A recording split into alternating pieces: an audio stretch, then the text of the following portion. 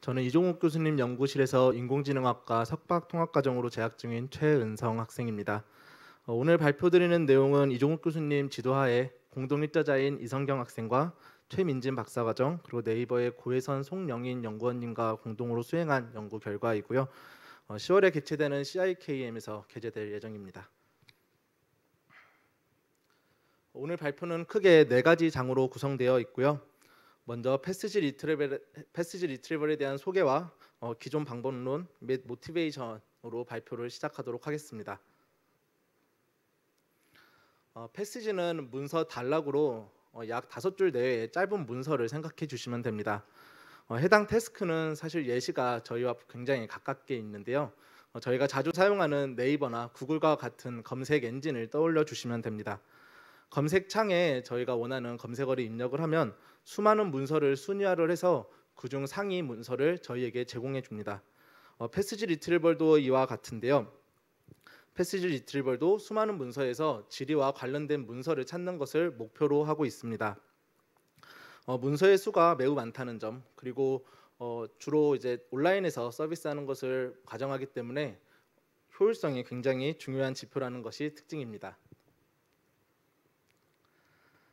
이렇게 순위화를 수행하기 위해서는 결국 지리와 문서의 점수를 계산을 해야 합니다. 그리고 사전학습 언어 모델이 이러한 태스크에서 매우 높은 성능을 얻음에 따라 최근 IR 연구는 주로 사전학습 언어 모델을 사용하고 있는데요. 저희는 이렇게 사전학습 언어 모델을 사용하는 IR 연구를 크게 3가지 분야로 나누고 있습니다. 먼저 지리와 문서가 연결돼서 입력으로 사용되는 크로스 인코더 방식이 가장 오른쪽에 있는 방식입니다. 해당 방식은 가장 높은 효과성을 보여주지만 효율성에 있어서 다른 나머지 모델들과 큰 차이를 보입니다. 그 이유는 바이인코더와 유니인코더 같은 경우는 실시간으로 들어오는 지리와 문서의 입력을 언어 모델에서 구분해서 넣어주기 때문에 문서에 대한 계산을 오프라인에서 미리 수행하고 색인을 수행할 수 있기 때문입니다. 더 나아가 저희가 채택하고 있는 유니인코더 모델은 실시간으로 들어오는 지리에 대해서는 언어 모델 연산을 수행하지 않습니다. 최근 언어 모델이 점점 더 방대해짐에 따라 이렇게 점수를 계산할 때 언어 모델을 배제하는 것이 점점 더 중요해질 것이라고 저희는 생각하고 있습니다. 앞선 분류 외에 문서를 표현하는 방식으로도 2가지를 나눌 수 있겠습니다. 저희가 채택하는 스팔스 레프렌테이션 방식을 먼저 소개해 드리겠습니다. 스팔스 레프렌테이션 방식은 문서를 어휘 차원의 희소 벡터로 나타내는 방식입니다. 이 경우에 각 차원은 단어 하나하나를 의미하게 됩니다. 문서를 희소 표현으로 나타내는 방식은 역색인을 활용한 효율적인 검색이 가능합니다. 또한 겹치는 단어를 기준으로 점수가 계산되기 때문에 높은 인터프리터빌리티를 가지는 것 또한 특징입니다. 단점도 중요한데요. 겹치는 단어를 기준으로 점수가 계산되기 때문에 관련된 문서라고 할지라도 지리의 단어가 없으면 점수가 계산되지 않아 그 문서를 놓칠 수 있습니다. 반면 상대적으로 저차원의 밀집 벡터로 표현하는 덴스 레프렌테이션 방식은 겹치는 단어로 점수를 계산하기 때문에 이 보캐블러리 미스매치 문제에서 자유롭습니다. 하지만 이제 큰 인덱스를 가진다는 점이 효율성에서 많이 떨어져서 덴스 레프렌테이션이 가지는 단점입니다. 이 중 저희가 활용하는 스팔스 레프렌테이션에 대해서 조금 더 말씀드리도록 하겠습니다. 스팔스 레프렌테이션에서 있어 대표적인 과제는 크게 2가지입니다. 먼저 단어의 중요도를 잘 측정해야 하고 단점인 보캐블러리 미스매치 문제를 완화하는 것입니다. 2 예시와 함께 설명드리겠습니다. 조지아 아쿠아리움 is a public aquarium이라는 문장이 있다면 이는 이제 단어의 빈도수 기반으로 바로 아래에 있는 term frequency based 기반의 스팔스 레프렌테이션으로 표현될 수 있습니다. 단어의 빈도수도 그 문장에서 그 단어의 중요도를 나타내는 사실 굉장히 중요한 힌트인데요. 그럼에도 불구하고 문맥을 잘 이해해서 실제로 이 문서에서 중요한 단어가 무엇인지 예측할 수 있다면 더 좋은 스팔스 레프렌테이션을 얻을 수 있을 것입니다. 2번째로 보캐블러리 미스매치를 완화하는 것인데요. 조지아주의 닉네임이 피치 스테이트라고 합니다. 복숭아가 굉장히 많이 난다고 하는데요. 이렇게 조지아 아쿠아리움을 잘못해서 피치 스테이트 아쿠아리움이라고 한다면 이것은 조지 아쿠아리움을 의미하는 지리일 가능성이 높지만 스피치 스테이트가 해당 문서에 포함되지 않기 때문에 아쿠아리움이라는 단어만 가지고 지리 문서의 점수가 계산되게 됩니다. 이는 단어를 문서에 추가해 줌으로써 완화할 수 있는데요. 문서에 관련된 단어를 추가하는 것은 보캐블러리 미스매치 문제를 해결하는 데 사용되는 대표적인 방법론입니다. 언어 모델을 활용한 희소 표현도 조금 전에 말씀드렸던 두 과제의 연장선에 있습니다. 언어 모델을 활용해서 단어의 문장 내 중요도를 계산하기도 하고 또한 언어 모델로 문장과 관련된 지리를 예측하고 그 예측된 지리를 문서에 붙여줌으로써 보캐블러리 미스매치를 완화하는 방식으로도 많이 사용되고 있습니다. 여기까지 기존 연구 방식을 소개해 드렸는데요. 이러한 내용을 바탕으로 저희의 리서치 퀘스천은 어떻게 하면 텀 웨이팅과 텀 익스펜션을 모두 잘 고려하는 IR 모델을 만들 수 있을까 하는 것입니다. 이를 위해 저희가 제안하는 모델인 스페이드는 문서에 2개의 인코더를 활용하는 듀얼 다큐먼트 인코더를 제안하며 효과적으로 듀얼 다큐먼트 인코더를 학습할 수 있는 코트레이닝 전략을 제안합니다. 제안하는 방법론을 적용했을 때의 결과를 먼저 보여드리고자 합니다. 해당 그래프의 X축은 지리 평균 처리 시간을 얘기합니다. 그리고 Y축은 해당 모델이 관련 문서를 얼마나 높은 순위에 올렸는지를 의미하는데요. 빨간색 X자로 표시된 것이 저희 스페이드 모델인데 스페이드 모델이 왼쪽 상단에 위치하여 다른 모델들 대비 우수하다는 것을 보여주고 있습니다. 다음으로 스페이드가 어떻게 이러한 우수한 성능을 얻었는지 방법론을 설명드리도록 하겠습니다. 스페이드 모델의 전체적인 모양은 다음과 같습니다. 유니 인코더를 기반으로 하고 있기 때문에 지리의 경우는 인코더를 통과하지 않고 토크나이저만 통과합니다. 지리의 경우 토크나만 진행하면은 스팔스 레프레젠테이션으로 변환이 되고 이제 문서의 경우는 텀 웨이팅 인코더와 텀 익스펜션 인코더로 이루어진 듀얼 다큐먼트 인코더를 통해 문서 벡터를 표현합니다.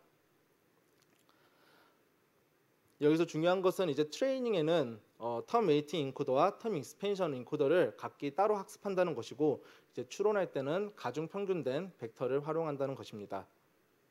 이제 조금 더 각 인코더가 어떻게 이 각각의 벡터를 만들어내는지 살펴보도록 하겠습니다. 각 인코더에서 문서 벡터를 어떻게 출력하는지의 과정을 조금 더 보면은 언어 모델에서 나오는 출력을 어떻게 활용하는지에만 차이가 있습니다.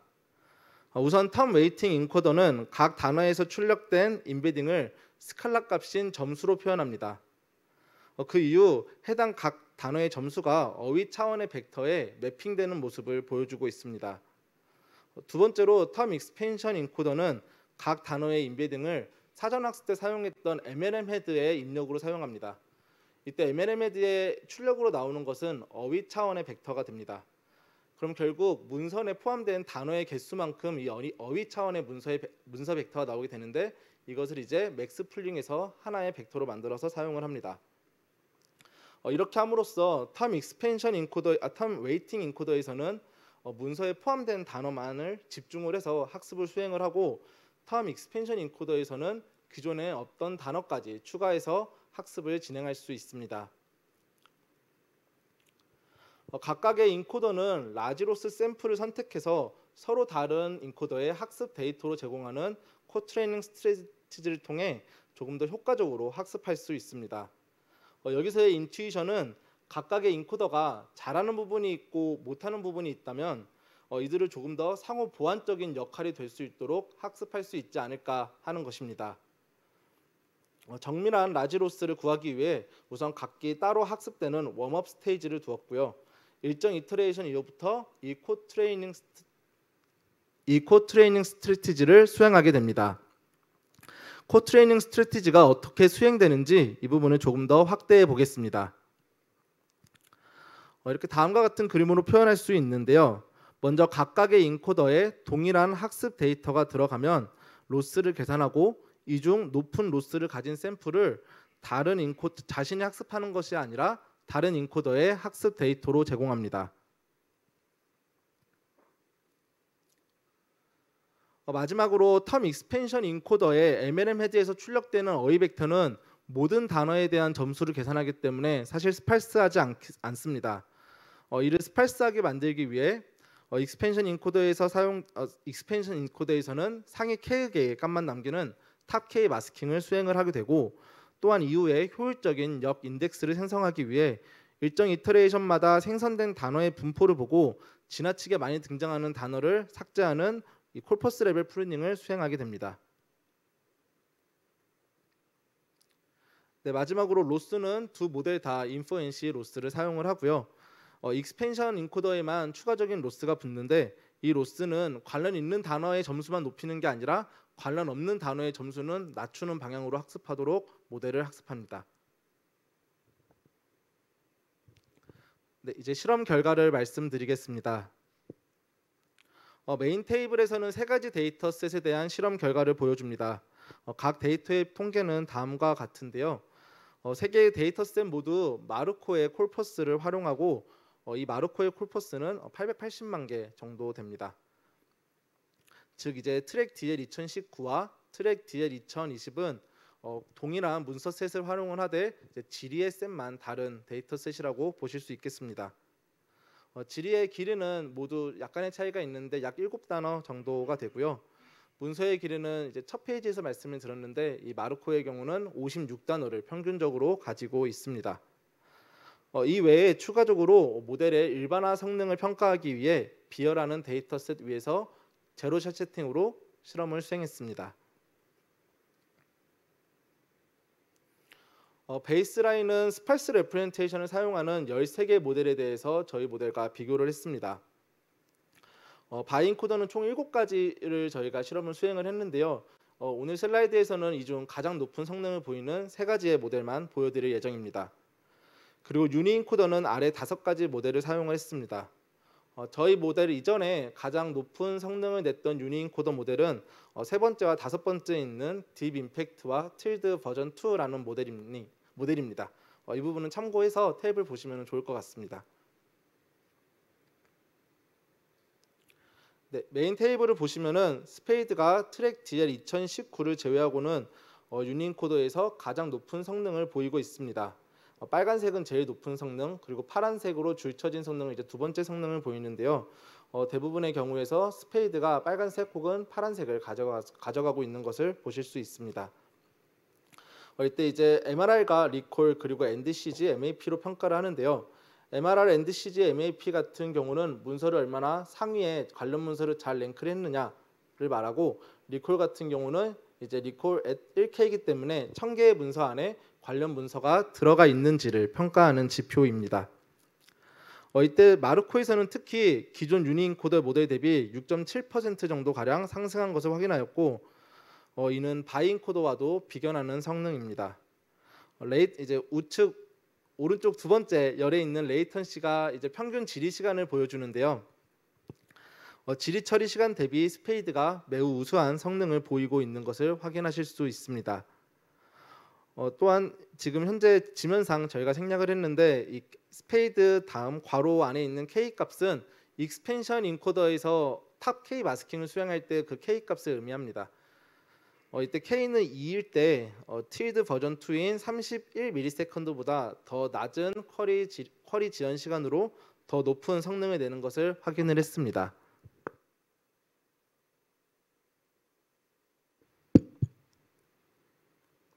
네. 일반화 성능을 평가한 비어 데이터셋 위에서의 실험 결과입니다. 비어 데이터셋은 서치 태스크와 시멘틱 릴레이트니스 태스크로 나눌 수 있는데요. 서치 태스크에서는 스페이드가 가장 높은 성능을 보이고 있고, 아래 태스크에서는 사실 학습 기반 모델들이 오히려 전통적인 방식보다 더 낮은 성능을 보이는데, 그럼에도 불구하고 스페이드가 준수한 성능을 보이고 있음을 확인하실 수 있습니다. 네, 다음은 각 방법론에 대한 실험 결과입니다. 코트레이닝의 경우 이제 네 번째 행을 봐주시면 되는데요. 코트레이닝의 경우 듀얼 다큐먼트 인코더의 성능을 많이 올렸습니다. 네 번째와 첫 번째 이제 코트레이닝을 사용한 결과 비교를 하시면 0.342에서 0.352로 성능이 많이 향상된 것을 확인하실 수 있습니다. 그리고 러닝 베이스드 프루닝 방식이 성능의 저하 없이 효율성을 크게 개선하였는데요. MRR이나 리콜 성능에서는 큰 차이가 나지 않았지만 레이턴시에서 약 3배 가량 더 빨라진 것을 확인하실 수 있습니다.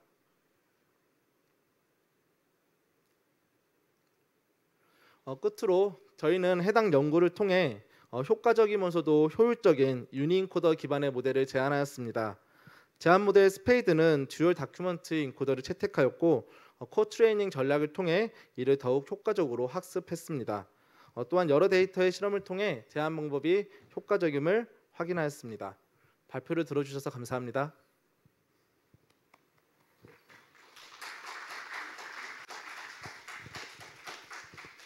네, 발표 잘 들었습니다. 발표와 관련해서 질문이 있으시면 온라인 시청자분들은 줌 채팅창에 모두 공개 메시지를 남겨주시거나 현장에 계신 분들은 손을 들어주시면 마이크를 전달해 드리도록 하겠습니다. 질문 있으신가요?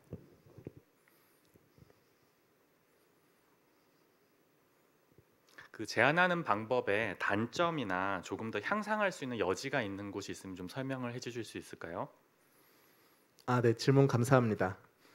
향상할 수 있는 여지는 저희가 봤을 때는 사실 부족한 부분이 많은데요. 제가 생각했을 때 가장 크게 보이는 단점은 사실 레이턴시에 있어서 크게 향상을 보이지 못했다는 것입니다. 아까 메인 테이블을 기억하실지 모르겠는데 사실 성능은 많이 높였다고 생각합니다. 그런데 성능은 높였지만 오히려 레이턴시를 이제 향상시키지 못해서 레이턴시를 조금 더 향상시킬 수 있는 부분이 있다면은 그 부분을 더 연구해 보고 싶습니다. 네, 다른 질문 있으신가요? 그럼 이 연구를 발전시켜서 향후에 연구를 하시거나 또는 뭐 같은 문제가 아니더라도 비슷한 분야의 다른 향후 연구 계획이 있으면 짧게 말씀해 주시면 좋겠습니다.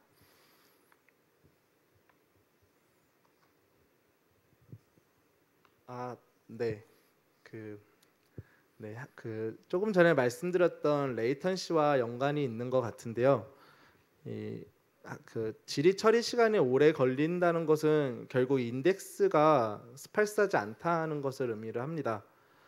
그래서 인덱스를 스팔스하게 만들어 주어야 하는데요. 인덱스를 만들기 전에 다큐먼트 매트릭스를 생각을 하시면은 이제 다큐먼트 매트릭스는 문서와 이제 어휘 차원의 매트릭스로 문서 바이 어휘 차원의 매트릭스로 되어 있습니다. 이때 뭐 문서의 개수를 저희가 줄일 수는 없기 때문에 이를 스팔스하게 만드는 방식은 뭐 거기서 단어를 빼는 것도 방식인데요.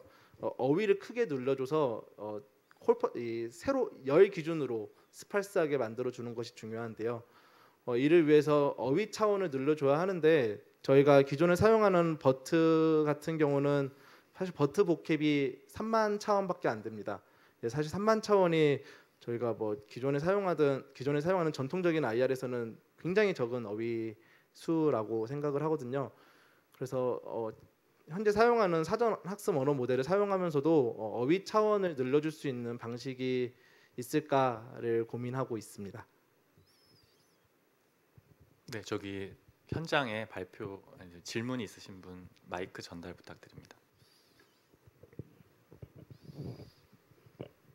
네, 좋은 발표 감사드립니다. 발표 잘 들었습니다. 질문 드릴 점은 이제 K 값이 증가함에 따라서 그 인덱스 사이즈가 이제 증가하는 것으로 보였는데 그게 이제 K 값이랑 성향적인 관계를 띠고 있는 건지 아니면 다른 관계가 있는 건지 궁금하고요. 그리고 그런 사이즈가 이제 레이턴시랑 어떤 관계가 있는지, 그게 만약에 관계가 있다면 혹시 더 줄일 만한 방법이 있는지 여쭤보고 싶습니다. 네, 질문 감사합니다. 우선 K 값과 그 레이턴시 혹은 인덱스 사이즈는 사실 선형적으로 비례하지는 않습니다. 이는 사실 제가 아까 그 모델을 설명할 적에 이 부분은 조금 생략을 하면서 설명을 드렸었는데요. K가 이제 K 값에 따라서 문서에 있는 단어 개수가 일단 선형적으로 되지 않습니다. 그 이유는 이 K가 그 각 단어 인베딩에서 나온 어휘 차원의 벡터에서 남기는 단어 개수를 의미하기 때문인데요. 이제 각 단어에서 나오는 어휘 차원의 벡터가 뭐 2개든 5개든 10개든일 수 있는데 이것을 나중에 맥스 풀링할 때는 이게 겹치는 단어는 결국 하나가 되기 때문에 이 개수가 선형적으로 올라가지는 않습니다. 물론 K가 늘어나면은 단어의 개수가 많아지고 인덱스가 더 늘어나고 사이즈가 커지기는 합니다. 그리고 두 번째 질문이 그 인덱스 사이즈와 레이턴시에 대한 관계였던 것 같은데요. 우선 이 또한 인덱스 사이즈가 크면 웬만하면 레이턴시가 큽니다. 그런데 저희 어블레이션 스터디에서 콜퍼스 와이즈 프로닝을 어블레이션 스터디에서 이제 러닝 베이스드 프로닝을 적용을 안 했을 때의 결과를 보시면 인덱스 사이즈는 사실 그렇게 많이 늘어나지 않는데요. 레이턴시 같은 경우는 3배 이상 늘어났었습니다. 그 이유는 이제 인덱스 사이즈도 중요한데 이것이 결국 역색인 같은 경우는 단어를 기준으로 문서를 탐색하기 때문에 단어를 기준으로 문서의 수가 너무 지나치게 많은 문서를 포함하는 단어들이 만약에 많다면은 그 색인이 굉장히 비효율적인 색인이 될 수 있고요. 단어의 사실 전체 단어의 개수는 같은데 단어의 개수가 모두 균등하게 분포가 되어 있다면 그 색인은 매우 효율적인 색인으로서 용량은 같지만 더 빠른 레이턴시를 가질 수 있을 것 같습니다. 그리고 이를 개선하는 방식은 현재 고민 중에 있습니다. 감사합니다. 감사합니다.